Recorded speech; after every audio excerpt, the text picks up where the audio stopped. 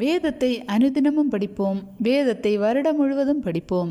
இன்றைய வேத பகுதி எரேமியா 42 அதிகாரம், தீத்து 2 அதிகாரம், சங்கீதம் 105 அதிகாரம் 1 முதல் 15 வரையுள்ள வசனங்கள் மற்றும் நீதிமொழிகள் 1 அதிகாரம். எரேமியா 42 அதிகாரம்.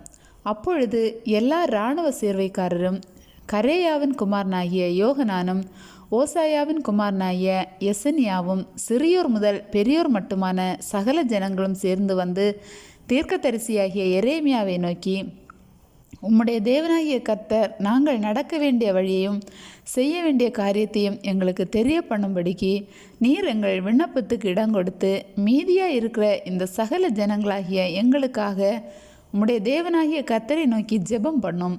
உம்முடைய கண்கள் எங்களை காண்கிறபடியே திரளான ஜனங்களில் கொஞ்ச பேரை மீந்திருக்கிறோம் என்றார்கள். அப்பொழுது எரேமியா தீர்க்கதரிசி அவர்களை நோக்கி, நீங்கள் சொன்னதை கேட்டேன். இதோ உங்கள் வார்த்தையின்படியே உங்கள் தேவனாகிய கர்த்தரை நோக்கி ஜெபம் பண்ணுவேன். கர்த்தர் உங்களுக்கு மறு உத்தரவாக சொல்லும் எல்லா வார்த்தைகளையும் நான் உங்களுக்கு ஒன்றையும் மறைக்காமல் அறிவிப்பேன் என்றான். அப்பொழுது அவர்கள் எரேமியாவை நோக்கி, உம்முடைய தேவனாகிய கர்த்தர் உம்மை கொண்டு எங்களுக்கு சொல்லி அனுப்பும் எல்லா வார்த்தைகளின்படியும் நாங்கள் செய்யாவிட்டால் கர்த்தர் நமக்கு நடுவே சத்தியமும் உண்மையுமான சாட்சியாய் இருக்க கடவர். அது நன்மையானாலும் தீமையானாலும் சரி, எங்கள் தேவனாகிய கர்த்தரின் சத்தத்துக்கு நாங்கள் கீழ்ப்படிவதனால் எங்களுக்கு நன்மை உண்டாகும்படி நாங்கள் உம்மை அனுப்புகிற எங்கள் தேவனாகிய கர்த்தருடைய சத்தத்துக்கு கீழ்ப்படிந்து நடப்போம் என்றார்கள். 10 நாள் சென்ற பின்பு கர்த்தருடைய வார்த்தை எரேமியாவுக்கு உண்டாயிற்று. அப்பொழுது அவன் கரேயாவின் குமாரனாகிய யோகனானையும் அவனோடு இருந்த எல்லா இராணுவ சேர்வைக்காரரையும் சிறியோர் முதல் பெரியோர் மட்டும் உண்டான சகல ஜனங்களையும் அழைத்து அவர்களை நோக்கி, உங்களுக்காக விண்ணப்பம் செய்யும்படிக்கு நீங்கள் என்னை அனுப்பின இஸ்ரவேலின் தேவனாகிய கர்த்தர் உரைக்கிறது என்னவென்றால், நீங்கள் இந்த தேசத்திலே தரித்திருந்தால் நான் உங்களை கட்டுவேன், உங்களை இடிக்க மாட்டேன், உங்களை நாட்டுவேன், உங்களை பிடுங்க மாட்டேன். நான் உங்களுக்கு செய்திருக்கிற தீங்குக்கு மனஸ்தாபப்பட்டேன். நீங்கள் பயப்படுகிற பாபிலோன் ராஜாவுக்கு பயப்பட வேண்டாம், அவனுக்கு பயப்படாதிருப்பீர்களாக என்று கர்த்தர் சொல்லுகிறார். உங்களை ரட்சிக்கும்படிக்கும் உங்களை அவன் கைக்கு தப்புவிக்கும்படிக்கும் நான் உங்களுடனே இருந்து அவன் உங்களுக்கு இறங்குகிறதற்கும் உங்கள் சுய தேசத்துக்கு உங்களை திரும்பி வர பண்ணுகிறதற்கும் உங்களுக்கு இரக்கம் செய்வேன்.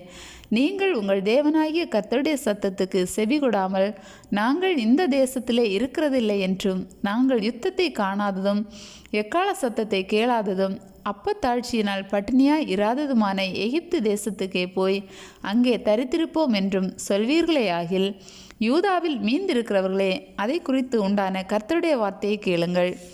நீங்கள் எகிப்துக்கு போக உங்கள் முகங்களை திருப்பி அங்கே தங்க போவீர்களானால் நீங்கள் பயப்படுகிற பட்டயம் எகிப்து தேசத்திலே உங்களை பிடிக்கும். நீங்கள் ஐயப்படுகிற பஞ்சம் எகிப்திலே உங்களை தொடர்ந்து வரும். அங்கே சாவீர்கள். எகிப்திலே தங்க வேண்டுமென்று அவ்விடத்துக்கு தங்கள் முகங்களை திருப்பின எல்லா மனுஷருக்கும் என்ன சம்பவிக்கும் என்றால், பட்டயத்தாலும் பஞ்சத்தாலும் கொள்ளை நோயாலும் சாவார்கள்.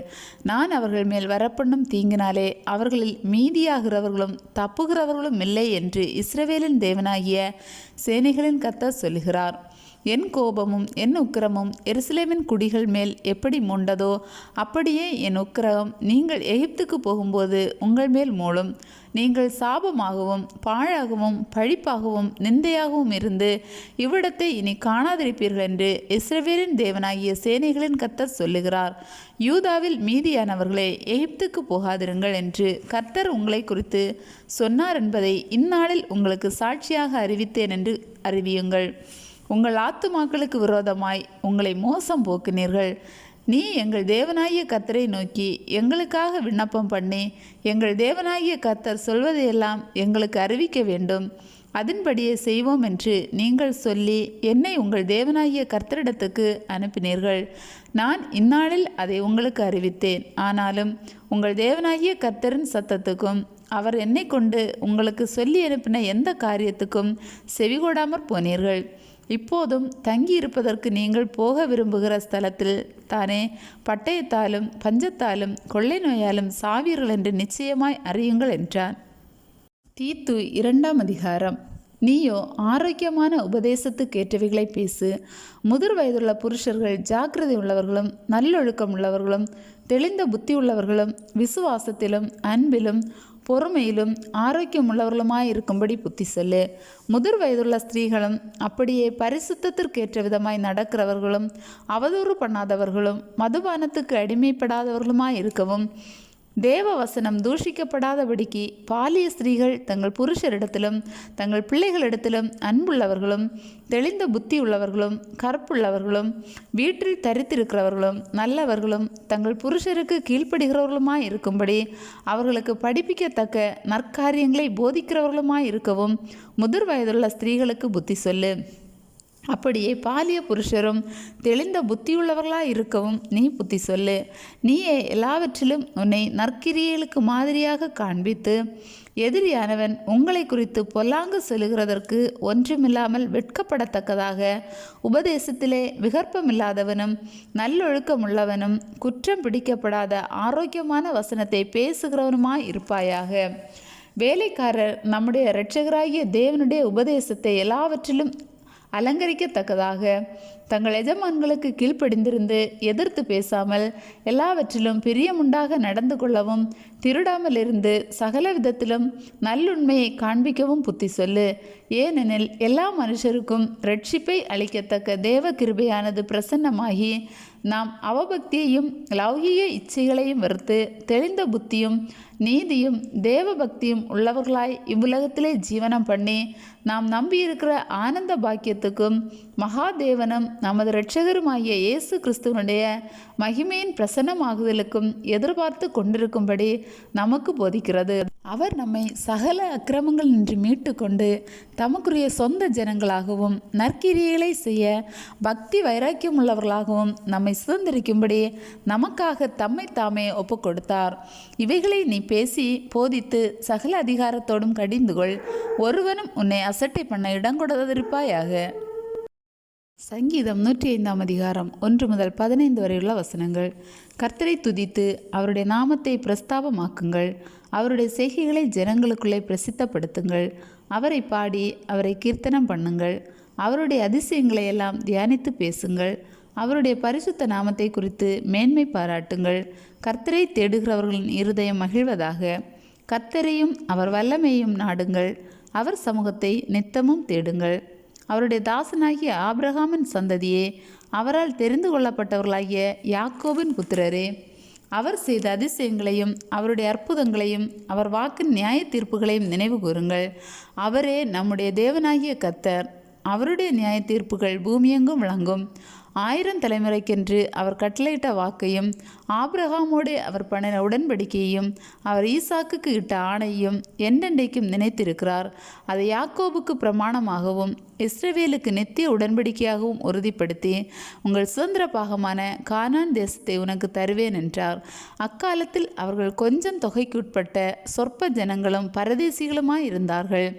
அவர்கள் ஒரு ஜனத்தை விட்டு மறு ஜனத்தண்டைக்கும் ஒரு ராஜ்யத்தை விட்டு மறு தேசத்தார் அண்டைக்கும் போனார்கள். அவர்களை ஒடுக்கும்படி ஒருவருக்கும் இடங்கொடாமல் அவர்கள் நிமித்தம் ராஜாக்களை கடிந்து கொண்டு, நான் அபிஷேகம் பண்ணினவர்களை நீங்கள் தொடாமலும் என்னுடைய தீர்க்கதரிசிகளுக்கு தீங்கு செய்யாமலும் இருங்கள் என்றார்.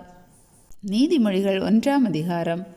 தாவீதின் குமாரனும் இஸ்ரவேலின் ராஜாவுமாகிய சாலமோனின் நீதிமொழிகள். இவைகளால் ஞானத்தையும் போதகத்தையும் அறிந்து புத்திமதிகளை உணர்ந்து விவேகம், நீதி, நியாயம், நிதானம் என்பவைகளை பற்றிய உபதேசத்தை அடையலாம். இவைகள் பேதைகளுக்கு வினாவையும் வாலிபருக்கு அறிவையும் விவேகத்தையும் கொடுக்கும். புத்திமான் இவைகளை கேட்டு அறிவில் தேர்வான். விவேகி நல்ல ஆலோசனைகளை அடைந்து நீதிமொழியையும் அதன் அர்த்தத்தையும் ஞானிகளின் வாக்கியங்களையும் அவர்கள் உரைத்த புதை பொருட்களையும் அறிந்து கொள்வான். கர்த்தருக்கு பயப்படுதலே ஞானத்தின் ஆரம்பம். மூடர் ஞானத்தையும் போதகத்தையும் அசட்டை பண்ணுகிறார்கள். என் மகனே, உன் தகப்பன் புத்தியை கேள், உன் தாயின் போதகத்தை தள்ளாதே. அவைகள் உன் சிரசுக்கு அலங்காரமான முடியும், உன் கழுத்துக்கு சரப்பணியுமாயிருக்கும். என் மகனே, பாவிகள் உனக்கு நயங்காட்டினாலும் நீ சம்மதியாதே. எங்களோடே வா, இரத்தம் சிந்தும்படி நாம் பதிவிருந்து குற்றமற்றிருக்கிறவர்களை முகாந்தரமின்றி பிடிக்கும்படி ஒளிந்திருப்போம். பாதாளம் விழுங்குவது போல் நாம் அவர்களை உயிரோடே விழுங்குவோம். குழியில் இறங்குகிறவர்கள் விழுங்கப்படுவது போல் அவர்களை முழுமையும் விழுங்குவோம். விலை உயர்ந்த சகலவித பொருட்களையும் கண்டடைவோம். கொள்ளை பொருளினால் நம்முடைய வீடுகளை நிரப்புவோம். எங்களோட பங்காளியாயிரு, நம்மெல்லாருக்கும் ஒரே பை இருக்கும் என்று அவர்கள் சொல்வார்களாகில், என் மகனே, நீ அவர்களோட வழி நடவாமல் உன் காலை அவர்கள் பாதைக்கு விலக்குவாயாக. அவர்கள் கால்கள் தீங்கு செய்ய ஓடி இரத்தம் சிந்த தீவிரிக்கிறது. எவ்வகையான பட்சியானாலும் சரி, அதன் கண்களுக்கு முன்பாக வலையை விரிப்பது விருதா. இவர்களோ தங்கள் இரத்தத்திற்கே பதிவிருக்கிறார்கள், தங்கள் பிராணனுக்கே ஒளி வைத்திருக்கிறார்கள். பொருளாசை உள்ள எல்லாருடைய வழியும் இதுவே. இது தன்னை உடையவர்களின் உயிரை வாங்கும். ஞானமானது வெளியே நின்று கூப்பிடுகிறது, வீதிகளில் சத்தமிடுகிறது. அது சந்தடியுள்ள தெருக்களின் சந்திலும் ஒலிமுக வாசலிலும் நின்று கூப்பிட்டு பட்டணத்தில் தன் வார்த்தைகளை வசனித்து சொல்லுகிறது. பேதைகளே, நீங்கள் பேதமையை விரும்புவதும், நிந்தனைக்காரரே, நீங்கள் நிந்தனையில் பிரியப்படுவதும், மதியினரே, நீங்கள் ஞானத்தை வெறுப்பதும் எதுவரைக்கும் இருக்கும்? என் கடிந்து கொள்ளுதலுக்கு திரும்புங்கள். இதோ என் ஆவியை உங்களுக்கு அருளுவேன், என் வார்த்தைகளை உங்களுக்கு தெரிவிப்பேன். நான் கூப்பிட்டும் நீங்கள் கேட்க மாட்டோம் என்கிறீர்கள். நான் என் கையை நீட்டியும் கவனிக்கிறவன் ஒருவனும் இல்லை. என் ஆலோசனைகளை எல்லாம் நீங்கள் தள்ளி என் கடிந்து கொள்ளுதலை வெறுத்தீர்கள். ஆகையால் நானும் உங்கள் ஆபத்து காலத்தில் நகைத்து, நீங்கள் பயப்படும் காரியம் வரும்போது ஆகடியம் பண்ணுவேன். நீங்கள் பயப்படும் காரியம் புசல் போல் வரும்போதும், ஆபத்து சூறாவளி போல் உங்களுக்கு நேரிடும் போதும், நெருக்கமும் இடுக்கணும் உங்கள் மேல் வரும்போதும் ஆகடியம் பண்ணுவேன். அப்பொழுது அவர்கள் என்னை நோக்கி கூப்பிடுவார்கள், நான் மறு உத்தரவு கொடுக்க மாட்டேன். அவர்கள் அதிகாலையிலே என்னை தேடுவார்கள், என்னை காண மாட்டார்கள். அவர்கள் அறிவை வெறுத்தார்கள், கர்த்தருக்கு பயப்படுதலை தெரிந்து கொள்ளாமற் போனார்கள். என் ஆலோசனையை அவர்கள் விரும்பவில்லை, என் கடிந்து கொள்ளுதலை எல்லாம் அசட்டை பண்ணினார்கள். ஆகையால் அவர்கள் தங்கள் வழியின் பலனை புசிப்பார்கள், தங்கள் யோசனைகளினால் திருப்தி அடைவார்கள். பேதைகளின் மாறுபாடு அவர்களை கொல்லும், மூடரின் நிர்விசாரம் அவர்களை அழிக்கும். எனக்கு செவி கொடுக்கிறவன் எவனோ அவன் விக்கனமின்றி வாசம் பண்ணி ஆபத்திற்கு பயப்படாமல் அமைதியாயிருப்பான்.